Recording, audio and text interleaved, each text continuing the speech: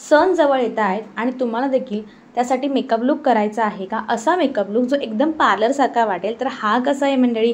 हा आवडला असेल तर हा पूर्ण व्हिडिओ बघा. त्यामध्ये मी पूर्ण असं डिटेलमध्ये समजावलेलं आहे. थोडंसं फास्ट केलं आहे कारण खूप मोठा व्हिडिओ बनवला ना की तुम्हाला तेवढा वेळ नसतो. सो ह्या मेकअप लुक करण्यासाठी साधारणतः तुम्हाला पाऊण तास लागेल. सगळ्यात पहिलं म्हणजे आपण आपलं स्किन केअर करून घ्यायचं आहे. आता स्किन केअरसाठी काय काय वापरायचं आहे इथे प्रत्येकाचं सांगितलेलं आहे. पहिलं म्हणजे तुम्हाला एक टोनर वापरून घ्यायचा आहे. इथे मी पिलग्रीमचा टोनर वापरला आहे. त्यानंतर टोनर वापरून झाल्यावरती त्याला आपोआप सुकू द्या आणि त्यानंतर तुम्ही वापरा मॉइश्चरायझर. सो मॉइश्चरायझरसाठी इथे मी जॉयचं मॉइश्चरायझर वापरते आहे.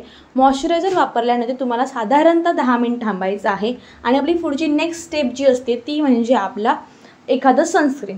तर तुम्हाला वाटत असेल की सनस्क्रीन लावायचं की नाही हे तुमच्यावर आहे. सो सनस्क्रीन आता सकाळची वेळ असेल तर तुम्ही सनस्क्रीन लावायचंच आहे आणि रात्रीचे असेल तर नाही लावायचं. त्यानंतर मी एक लिप बाम लावला आणि त्यानंतर आपण वळतो आपल्या मेकअपकडे. सगळ्यात पहिलं आता आपण मेकअप काय करणार आहोत तर आपण सगळ्यात पहिलं लावणार आहोत प्रायमर. सो प्रायमरसाठी इथे मी मिला ब्युटीचं प्रायमर यूज करते आहे. काय होतं कधी कधी मी सगळ्यांच्या लिंक दिला जाते आणि त्या टायमाला लिंक त्या पेस्ट होत नाही, त्यामुळे मी प्रत्येकाचं नाव सांगते, त्यामुळे तुम्ही जाऊन ते घेऊ शकता. इथे मिला ब्युटीचं मी इथे प्रायमर वापरलं आहे. प्रायमर वापरल्यानंतर आपण वळणार आहोत आपल्या कन्सिलरकडे. आता जिथे जिथे डार्क स्पॉट आहेत किंवा तुमच्या डोळ्याच्या खाली जर काळेपणा आला असेल तिथे तिथे तुम्हाला लावायचं आहे. कन्सिलर कुठे म्हणजे कन्सिलर का लावतात, कसं लावतात, जर तुम्ही पहिल्यापासून माझे व्हिडिओ बघत असाल तर सगळं तुम्हाला मी सांगितलेलं आहे. त्यामुळे तिथे लावायचं आणि ब्लेंड करायचं. आता कन्सिलर कसं ब्लेंड करायचं? हाताने करू शकता, ब्युटी ब्लेंडरने करू शकता किंवा ब्रशने. तुम्ही हाताने किंवा ब्रशने करायला प्रिफर करा. ब्युटी ब्लेंडरने करायला गेलात तर प्रॉब्लेम हा होतो की एक्सेस जे आहे ते पूर्ण ब्युटी ब्लेंडरवर ट्रान्सफर होतं आणि तेवढा ते मर्ज होत नाही. आपला जे डार्क स्पॉट आहे ते हाईड होत नाही. त्यामुळे हाताने करणं सगळ्यात बेस्ट म्हटलं जाईल, म्हणजे जर ब्रश नसेल ना तर. सो मी अशा प्रकारे माझं जे कन्सिलर मी लावलेलं आहे ते मी ब्लेंड करून घेते. इथे जे मी कन्सिलर वापरलं आहे ते इनसाईडचं कन्सिलर आहे. सो तुमच्या शेडनुसार तुम्ही ते कन्सिलर मागवू शकता. तुमच्याजवळ जे आहे ते तुम्ही वापरा तरी चालेल. त्यानंतर ते फाउंडेशन वापरते आणि फाउंडेशनसाठी सेम मी मिला ब्युटीचंच फाउंडेशन घेतलेलं आहे.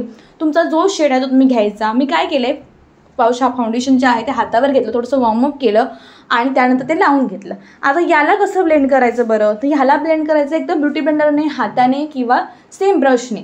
मी ते ब्रशने प्रिफर ह्यासाठी करत नाही कारण ब्रशने थोडंसं जास्त होऊन जातं आणि आपल्या ठिकाणी जास्त थोडासा मेकअप केला तर खूप जास्त तो वाटतो, अधिक ओव्हर दिसू लागतो. त्यामुळे काय करायचं, नॉर्मल हाताने किंवा तुम्ही ब्युटी ब्लेंडरने ब्लेंड केलं तर सांगून जातं. आता ब्युटी ब्लेंडर कसा वापरायचा बरं ते देखील सांगितलेलं आहे. काहीच करायचं नसतं, नॉर्मल पाण्यामध्ये भिजवायचं, सगळं पाणी काढून टाकायचं. टिश्यू असेल तर टिश्यूमधून ते पूर्ण गाळून टाकायचं. अजिबात हे मला नाही पाहिजे, ह्याला म्हणतात डॅम ब्युटी ब्लेंडर. सो अशा ब्युटी ब्लेंडरने तुम्ही ते लावून घ्यायचं आहे. पूर्ण डॅब डॅब करून हे सगळं तुम्हाला लावून घ्यायचं आहे. अशा प्रकारे हे जे फाउंडेशन आपलं आहे ते लावून झाल्यावरती आपण नेक्स्ट स्टेपकडे वळणार आहोत, म्हणजे आपलं कन्सिलर. आता तुम्ही म्हणाल की आपण यामध्ये देखील कन्सिलर लावलेलं आहे, पण पुन्हा आपण का कन्सिलर लावतोय? तर हे जे कन्सिलर आहे ते आहे इनसाईडचं कन्सिलर, जे आपण हायलायटिंगसाठी वापरतो. पहिलं जे वापरलं ते आपण आपले डार्क स्पॉट लपवण्यासाठी वापरलो आणि हे आहे हायलायटिंगसाठी. जेव्हा तुम्ही तुमचं कन्सिलर जे आहे ते तुमच्या फाउंडेशनपेक्षा एक शेड डार्क किंवा फाउंडेशन सारखंच जर घेताय, तेवढा तोच शेड घेताय, तर ते तुमचं जे काही डार्क स्पॉट आहे, पिगमेंटेशन आहे ते लपवण्यासाठी असतं. पण जर तुम्ही कन्सिलर तुमचं लाईट कव्हरेजमध्ये घेताय, म्हणजे फाउंडेशनपेक्षाही ते लाईट आहे, तर ते तुमचं हायलायटिंगसाठी असतं. त्यामुळे यातला फरक ओळखायला शिका. तुम्हाला ते डार्क स्पॉट लपवण्यासाठी घ्यायचं आहे की हायलायटिंगसाठी? जे हायलायटिंगचं कन्सिलर आहे ते फाउंडेशन नंतर लावतात आणि जे डार्क स्पॉट लपवायचं कन्सिलर ते फाउंडेशनच्या आधी लावतात. हा फरक असतो दोन कन्सिलरमध्ये. नाहीतर आपण काय करतो, जे व्हाईट कन्सिलर आहे, जे चांगलं आपलं जे आहे, जे फाउंडेशनपेक्षा एक शेड लाईट आहे ते आधी लावतो आणि तो वेगळा एक इफेक्ट येतो आणि खूप जणी अशा वापरतात. सो ह्याला आपण ब्लेंड करून घ्या छानपैकी आणि त्यानंतर याला सेट करायचे. आता हा जो सगळा मेकअप आपण केला, हा जो सगळा आपण लेअर केला आहे, बेस बसवलाय, ह्याला सेट नाही ना केलं तर पूर्ण क्रॅकी दिसणार. एखादी बंजर जमीन असते ना त्यासारखं हे दिसू लागतं, हळूहळू तो मेकअप फुटू लागतो. हे सगळं काही होऊ नये म्हणून याला सेट करायचं आहे. आणि सेटिंगसाठी मी इथे वापरली आहे इथे जी इनसाईडची सेटिंग पावडर, इनसाईड नाही, blue हेव्हनची setting powder.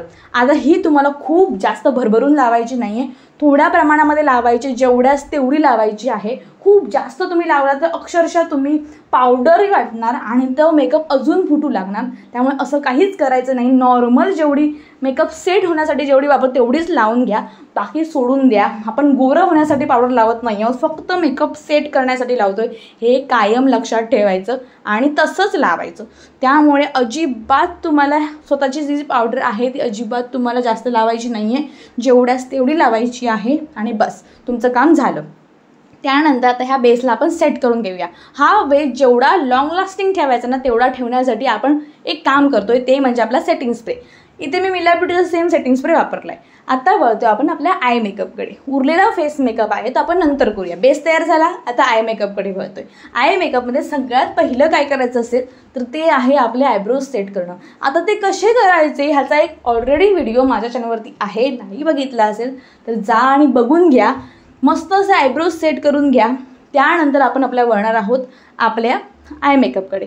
So I मेकअपसाठी मी ते प्रॉपर तुम्हाला सगळं सांगितलेलं आहे. जरी तुम्ही बिगिनर्स असाल, जरी तुम्ही नवीन मेकअप शिकताय, तुम्हाला मेकअपचा म देखील येत नाही आहे, तरी देखील तुम्हाला हा मेकअप मस्त असा येणार आहे. छान व्हिडिओ सुरू करायचा, स्लो मोशनमध्ये लावायचा, हवं तर स्पीड कमी करायचा त्या व्हिडिओचा आणि लावायचा आणि बघायचा, तुम्हाला येऊन जाईल. इथे मी वापरतीये जे काही आयब्रो सेट करण्यासाठी मी इनसाईडचं हे आयब्रो पॅलेट वापरलं होतं. त्यानंतर आय मेकअपसाठी इथे मी यूज करते एसएफआरचं पॅलेट. आता हे जे एसएफआरचं पॅलेट आहे हे साधारणतः 450-500 रुपयाला येतं. ज्या टायमिंगला मी घेतलं होतं ते 750-800 रुपयाला घेतलं होतं, कारण ते तेव्हा नवीनच आलं होतं. आणि आता हे सध्या 450-400 रुपयाला मिळतं. आणि ही तुमची वन टाईम इन्व्हेस्टमेंट आहे, कारण ह्याचा जो तुम्ही घेतला त्याच्यामध्ये सगळे शेड आहेत, न्यूड आहेत, पिंक आहे, त्यानंतर ग्लिटर आहे, शिमर आहे, सगळं आहे. त्यामुळे तुमचे वन टाईम इन्व्हेस्टमेंट होते. सोबतच तुम्हाला सगळं ह्याच्या एकामध्येच भेटून जातं. असं काही नाही आहे की तुम्हाला वेगवेगळे पॅलेट घ्यावे लागतील, असं काहीच नाही. एकच घ्या आणि बस तुमचं काम झालं. तर त्याच्यामध्ये मी काय करणार आहे हे तुम्हाला दाखवते इथे प्रॉपर. मी कुठला शेड मी ट्रान्झॅक्शन म्हणून वापरला आहे, कुठे कुठे लावायचा आहे, तो पूर्ण आयलिडवरती लावायचा आहे की नाही आहे, कुठल्या ब्रशने लावायचा आहे, कुठे फ्लफी ब्रश वापरायचं आहे, कुठे फ्लफी ब्रश नाही वापरायचा आहे. सोबतच हा जो आय मेकअप आहे तो युनिव्हर्सल आय मेकअप आहे. तुम्ही कुठलाही आउटफिटवरती हा आय मेकअप इझिली करू शकता. सोबतच हा आय मेकअपने तुम्हाला प्रोफेशनल आय मेकअप केल्याची फिलिंग येईल आणि तो दिसतानाही असा दिसेल जसं काही पार्लरवाल्यांकडून तुम्ही तो करून आलेला आहात किंवा स्वतः तुम्ही एखादा कोर्स केलेला आहे असा तो दिसतो.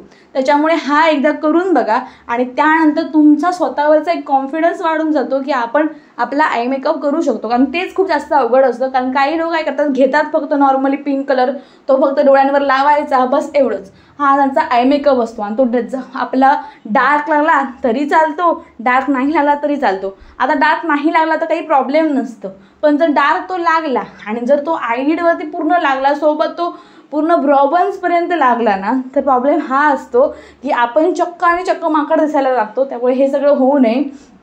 त्यामुळे सगळं लावायचा, एक वेळ तुम्ही कमी लावा पण जास्त लावायच्या भानगडीत पडू नका. सो अशा प्रकारे मी आज आय मेकअप जो आहे तो करून घेतलेला आहे. आता आय मेकअप झाल्यावरती ना आईज मेकअपचे काही टिप्स असतात किंवा काही टिप्स असतात.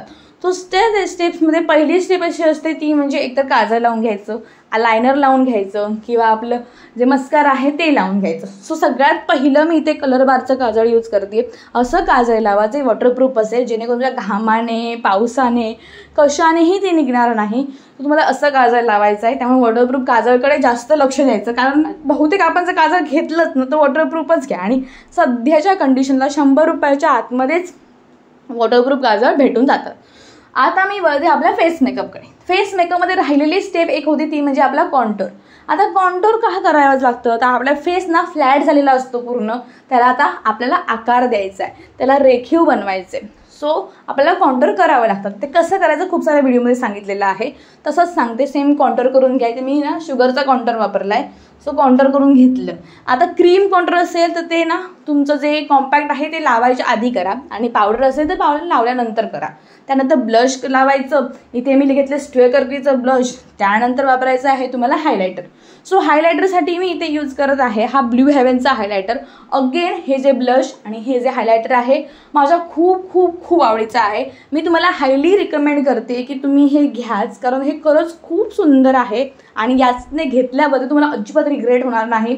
तुम्ही कुठल्याही स्किन टोनचे आहात, तुम्ही कुठल्याही अंडर टोनचे आहात, तुमच्यावर हा एकदम परफेक्ट बसणार आहे. तुम्ही डस्की जरी असाल ना, डार्क डस्की स्किन टोन असेल ना, तरी देखील तुम्हाला हे खूप सुंदर दिसणार आहे. सो हायलायटर लावून झालं. आता वळतोय आपण आपल्या लिपस्टिककडे. लिपस्टिकसाठी ही मी पिलग्रीमची लिपस्टिक घेतली आहे, जी की न्यूड कलरची आहे. खूप साऱ्या व्हिडिओमध्ये मी बघितली असेल ही लिपस्टिक. सो हीच लिपस्टिक मी बहुतेक आवडते, कारण माझी खूप खूप खूप आवडती लिपस्टिक कुठली असेल तर ही आहे. माझ्या खूप साऱ्या व्हिडिओमध्ये ती असते आणि मला ती प्रचंड आवडते. सो मी ती लावून घेतली. त्यानंतर लास्ट स्टेप होती ती म्हणजे आपला सेटिंग स्प्रे. आता पुन्हा एकदा सेटिंग स्प्रे लावायचा. का? कारण आपण वरचा जो बेस केला आहे त्याला पहिला सेटिंग स्प्रे लावला होता आपण बेसला. आता पुन्हा लावायचा, कारण आता पूर्ण मेकअपला सेट झाला पाहिजे. एकदा मेकअप सेट होतो आणि तो लॉंग लास्टिंग होतो.